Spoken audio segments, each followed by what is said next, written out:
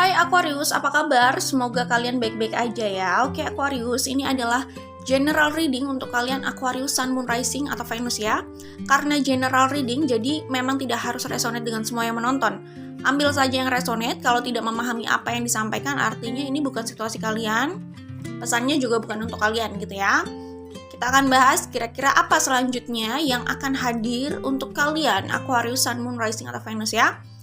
Kalau aku lihat di sini, yang ada di situasi ini selain Aquarius tentunya, Aquarius ya energinya kuat, ada Leo, ada Gemini, kemudian ini bisa di Sun, Moon, Rising, atau Venus ya, ada Taurus, Aries, Pisces, Capricorn, Libra,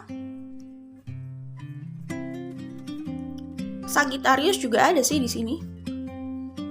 Cancer, ya itu kira-kira ya yang terlihat ada di sini ya. Scorpio juga ada.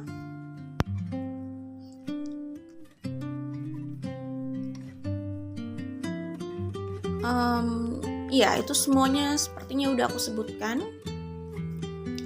Ya itu aja. Oke, Aquarius, kita kembali ke pembacaannya ya. Kalau aku lihat di sini, selanjutnya ini yang terlihat kalian itu seperti menemui kebingungan ya dalam hal menentukan pilihan kalian, dan ini berkaitan sama orang, sama komitmen, dan kemungkinan besar ini memang soal love life ya. Walaupun ini pembacaannya general, tetapi sepertinya kebingungan ini salah satunya setidaknya di love life. Kebanyakan di love life sih. Menentukan seseorang, menentukan mana yang harus dipilih, dan menentukan soal komitmen ke depannya gitu. Itu yang kulihat di sini, kebingungan memutuskan itu. Walaupun sebagian ada juga kebingungan dalam hal pekerjaan, ya. Ada kebingungan dalam memutuskan situasi pekerjaannya, apakah merubah itu atau tetap stay di track itu, di jalan itu gitu. Ada yang seperti itu juga. Cuman yang seperti itu dibarengi juga dengan kebingungan di tempat lain, yaitu love life. Itu yang cukup dominan terlihat di sini. Oke? Aku melihat di sini ada Four of Pentacles sama Six of Wands. Pertama, ini bisa soal love life juga, karena dominannya memang soal love life. Seperti kalian itu tidak ingin melepaskan sesuatu. Ini juga bisa desire di luar love life ya, di luar komitmen dengan seseorang. Ini bisa desire dalam hal pencapaian yang lain sih, pekerjaan terutama. Kalian menginginkan itu, atau menginginkan orang itu misalkan, kalian tahu hati kalian mau yang mau yang mana gitu. Apa yang diinginkan hati kalian tuh kalian tahu jelas ya. Di Four of Pentacles ini aku melihat kalian belum mau melepaskan itu, belum mau merelakan itu. Jadi hal itu masih ada di genggaman kalian. Ya, mungkin situasi semacam kayak menggoda kalian untuk melepaskan itu, gitu. Cuman kalau aku lihat di sini, kalian itu belum siap melepaskan itu. Justru kalian itu semacam ingin mengejar itu dan memantapkan lagi hal itu. Itu kalau aku lihat di sini. Kalau aku lihat ya. Jadi yang aku lihat kayak kalian itu jelas mau berusaha untuk mendapatkan ini sih. Jadi kayak gimana ya? Kalian mungkin sedang bingung gitu ya. Tapi kalian nggak bisa melepaskan hal ini intinya gitu. Cuman kalian kayak masih bimbang juga untuk menentukan kepastian untuk situasi ini, Four of Pentacles ini. Ini bisa soal love life, komitmen, atau komitmen dalam pekerjaan itu juga bisa sih. Kayak gitu ya. Cuman kedepannya aku melihat kayaknya kalian itu terpanggil untuk mengikuti apa yang menjadi desire kalian aja sih gitu. Apapun situasi yang ada di sekitarnya gitu ya. Itu kalau aku lihat. Jadi itu adalah ambisi kalian gitu ya. Pesannya di sini, ekspresikan kreativitas dan penuhi panggilan jiwa. Ini termasuk soal panggilan jiwa dalam hal love life dan ya pekerjaan itu. Wujudkan damai, bahagia, dan gairah dalam hidup. Mengambilnya dari seseorang, buatnya mati, memilikinya dengan tanggung jawab, menumbuhkan cinta karena kenyamanan. Mungkin karena kalian itu gimana ya? secara hati sih kalian merasa nyaman dengan pilihan itu gitu ya. Cuman mungkin situasi aja yang membuat kalian bingung gitu loh ya. Kayaknya kalau kalian bingung seperti ini, situasinya mungkin buat kalian jelas nggak mudah. Mungkin situasinya kayak dalam interpretasi kalian, dalam pemahaman kalian, seakan-akan itu harus direlakan, tapi kalian belum mau, kayaknya gitu sih ya. Jadi kedepannya aku melihat kalian sih lebih mengikuti gairah kalian ya, dalam hal pekerjaan dan love life.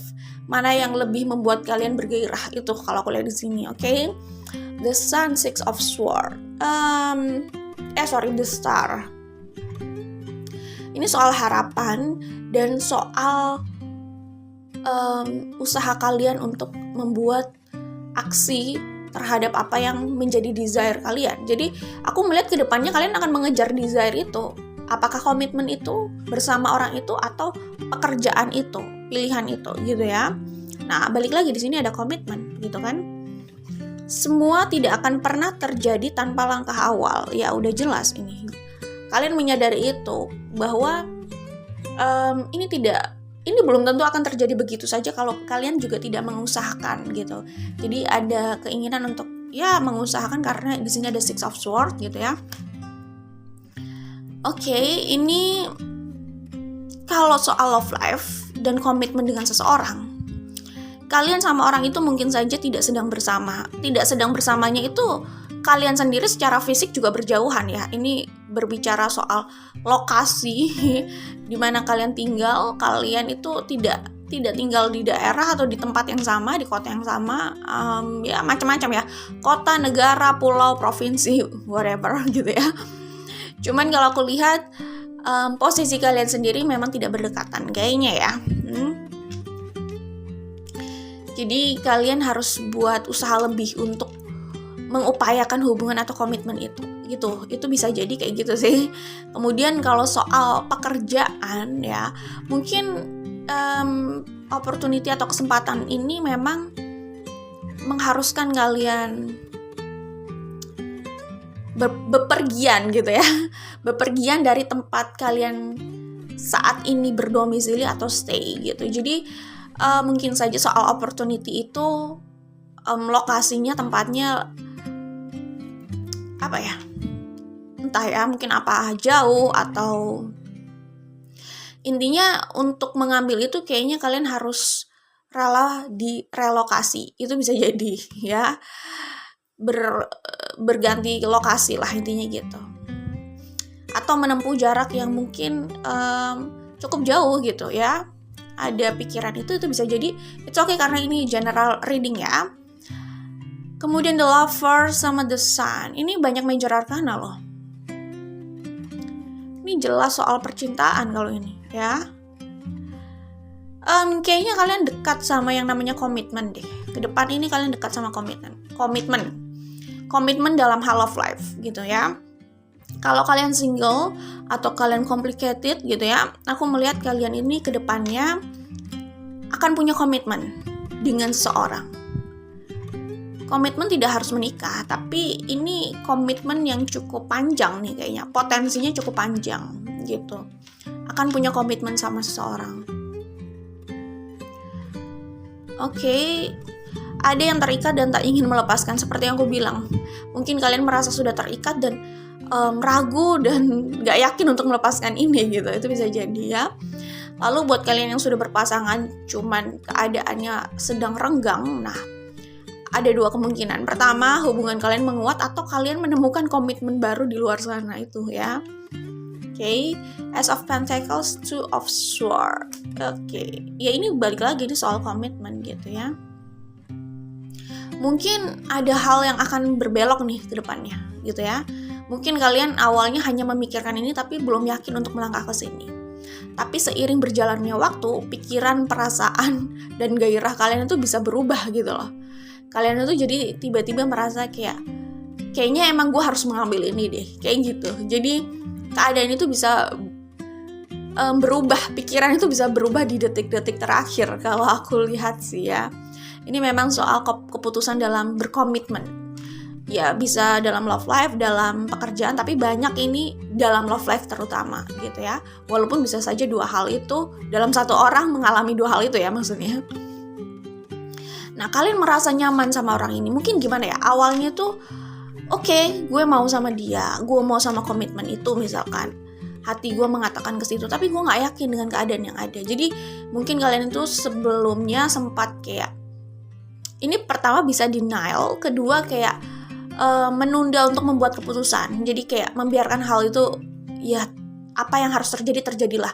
Tapi padahal kalian itu tidak bisa membohongi diri, kalian belum bisa melepaskan itu. Kalaupun yang terjadi, kalian harus merelakan itu misalkan. Kalian sebenarnya belum siap juga melepaskan itu gitu.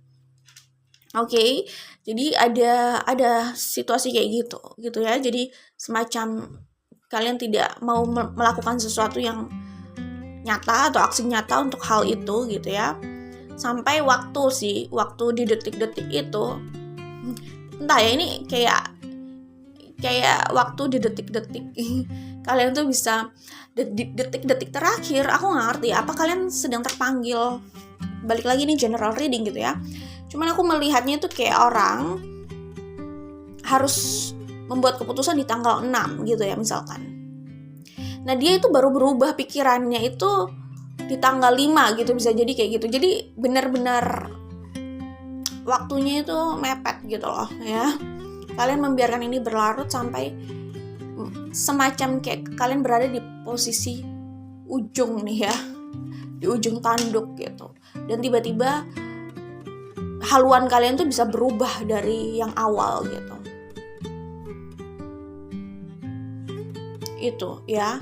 Mungkin yang awal itu kalian semacam kayak denial seperti yang aku bilang, agak meragukan intuisi dan suara hati kalian gitu. Tapi akhirnya di detik itu kalian merasa kayaknya gue gak yakin deh untuk melepaskan ini. Jadi kalian memilih mengambil resiko untuk itu gitu. Kalau aku lihat ya, mengikuti desire kalian itu sih. Iya, jadi aku melihat kalian merasa nyaman jelas sama orang ini gitu ya. Apapun backgroundnya, bagaimanapun situasinya gitu ya. Tapi kalian tidak bisa membohongi kenyamanan itu. Kadang orang itu gini ya, secara teori seseorang itu bisa punya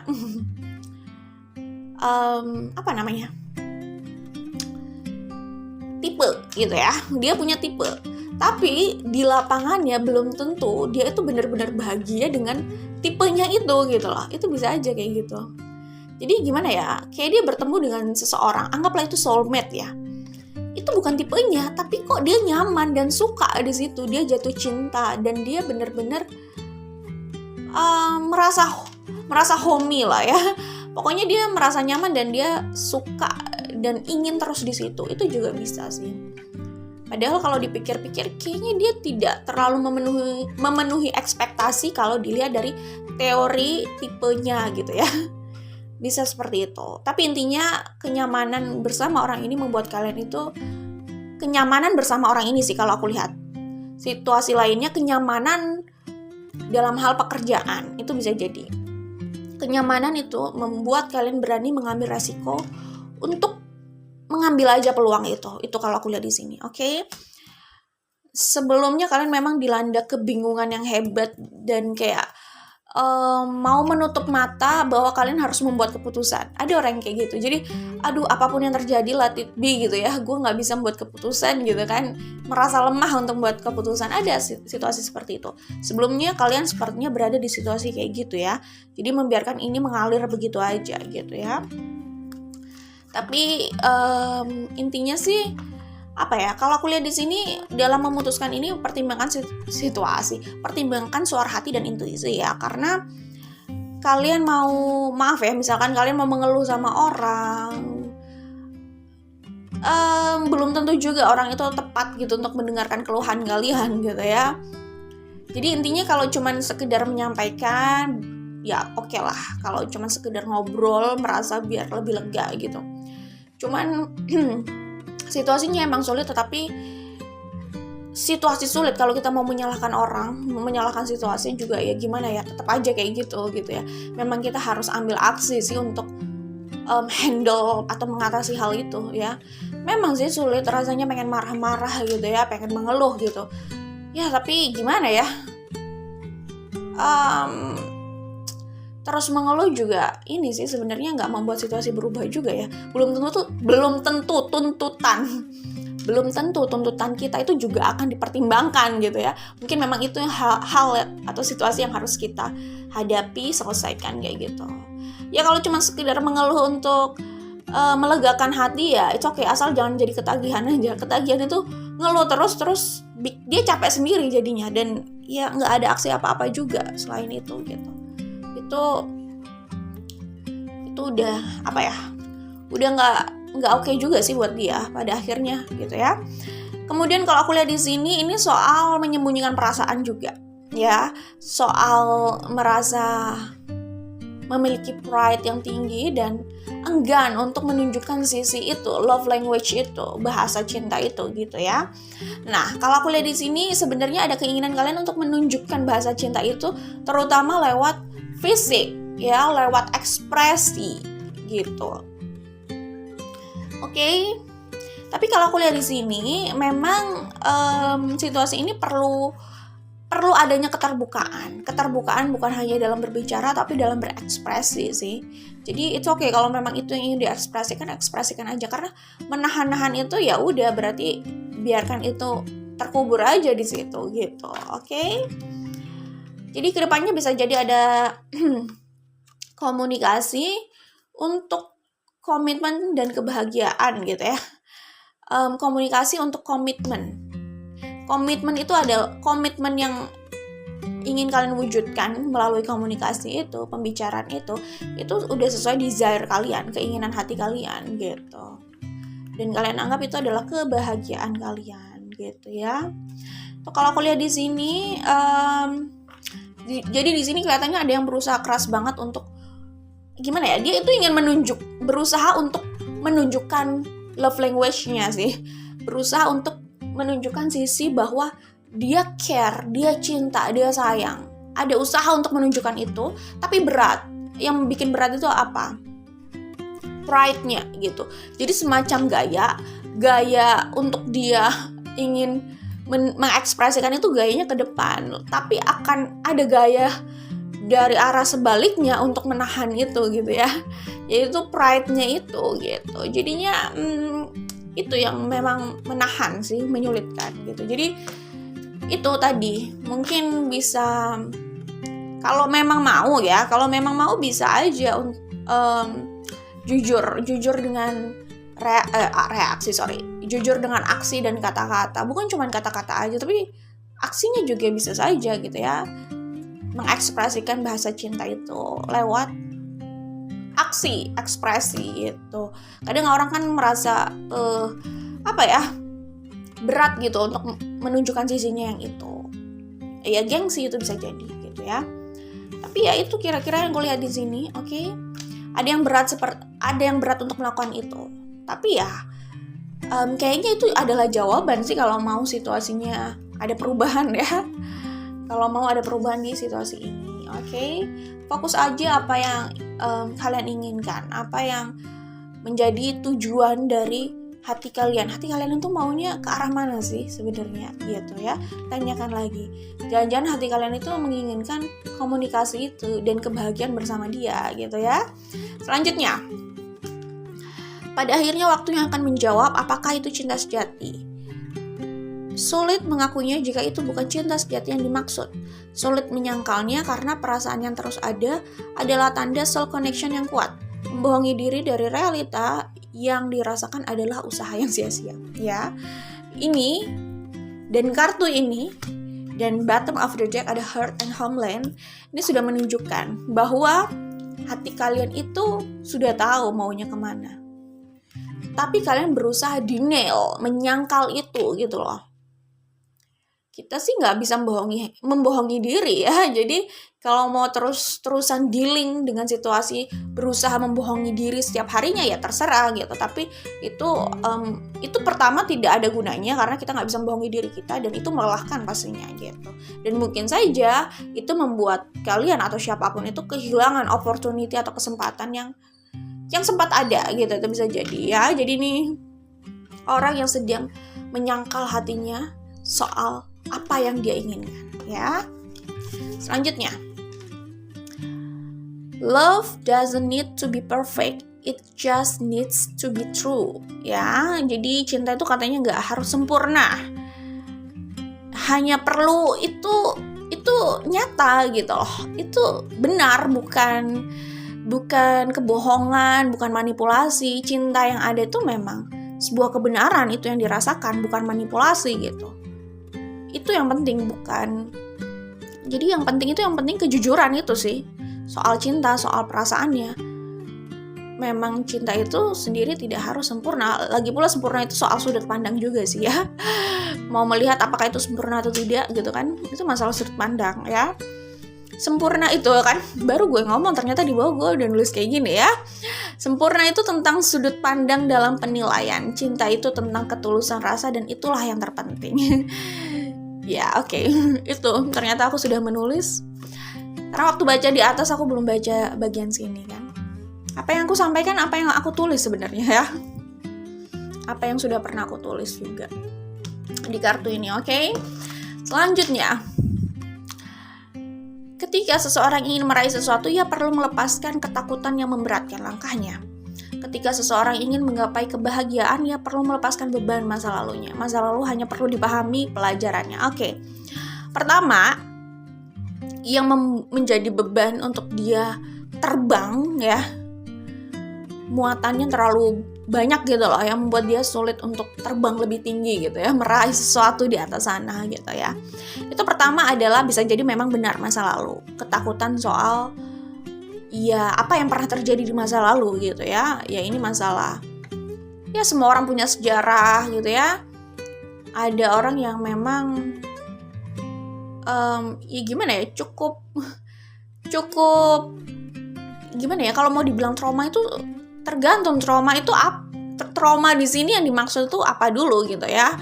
Nggak semua, kalau dibilang trauma gila gue ketakutan gitu, nggak gitu sih sebenarnya. Cuman memang ini lebih kayak berusaha hati-hati, takut salah langkah dan takut kecewa gitu ya. Mungkin sedikit ya ada trauma juga dari masa lalu ya, bisa jadi gitu ya, yang membuat takut untuk melangkah gitu. Dibilang ketakutan banget sih enggak, cuman lebih kayak jangan, takutnya itu ini akan sama seperti sebelumnya ya, iya sama aja, itu juga takut ya. Tapi jelas sih, maksudnya gini, ada situasi di masa lalu yang membuat orang ini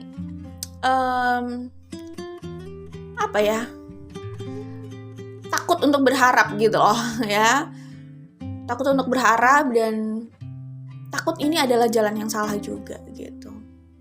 Ya maksudnya gimana ya, masa lalu sejarah itu memang nggak boleh dilupakan. Maksudnya nggak boleh dilupakan itu pelajarannya jelas ya. Kalau kita ingat pelajarannya pasti kita ingat situasinya gitu ya. Tapi bukan berarti situasinya membuat kita harus sedih terus juga sih ya.